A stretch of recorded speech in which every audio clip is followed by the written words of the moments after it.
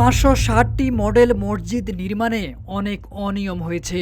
1 বিলিয়নের এই প্রকল্পে সৌদি আরবের কোনো ফান্ড ছিল না। প্রতিটি মসজিদে 17 থেকে 18 কোটি টাকা খরচ করা হয়েছে।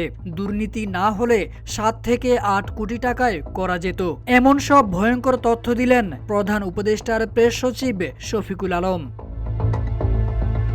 তিনি বলেন, পতিত স্বৈরাচার 560টি মসজিদ নির্মাণ করেছিল। স্বৈরাচারের সমর্থকরা বলেছিল এটা সৌদি আরবের ফান্ডের। সৌদি আরব এখানে একটা টাকাও দেয়নি। এই মসজিদের অনেক ধরনের অনিয়মের কথাও উঠে এসেছে।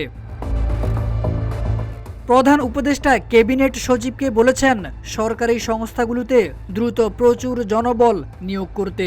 যেসব ভ্যাকেন্সি আছে ক্যাবিনেট সচিব আগামী মিটিংয়ে এটা উপস্থাপন করবেন। কোথায় কোথায় দ্রুত নিয়োগ প্রক্রিয়া শুরু করা যায়, খুব দ্রুত এটি করা হবে বলে জানান শফিকুল আলম।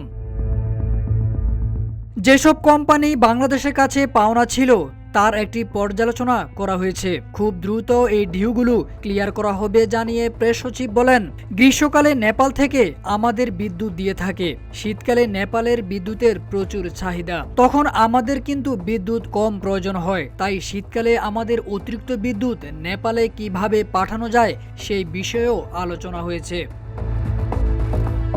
জলাবদ্ধতা নিয়ে তিনি বলেন, বর্ষাকালে চট্টগ্রামের জলাবদ্ধতা হয়। চট্টগ্রামের মানুষ খুবই ভোগান্তিতে পড়েন। জলাবদ্ধতা দূর করার জন্য যেসব প্রজেক্ট নেওয়া হয়েছিল সেই বিষয়গুলো আজকে একটা রিভিউ হয়। আশা করছি চট্টগ্রামের জলাবদ্ধতা আগামী বর্ষায় কমবে।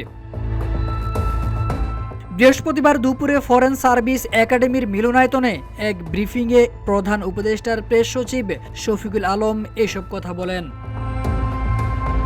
তারেক আজিজ খান, রূপালী বাংলাদেশ।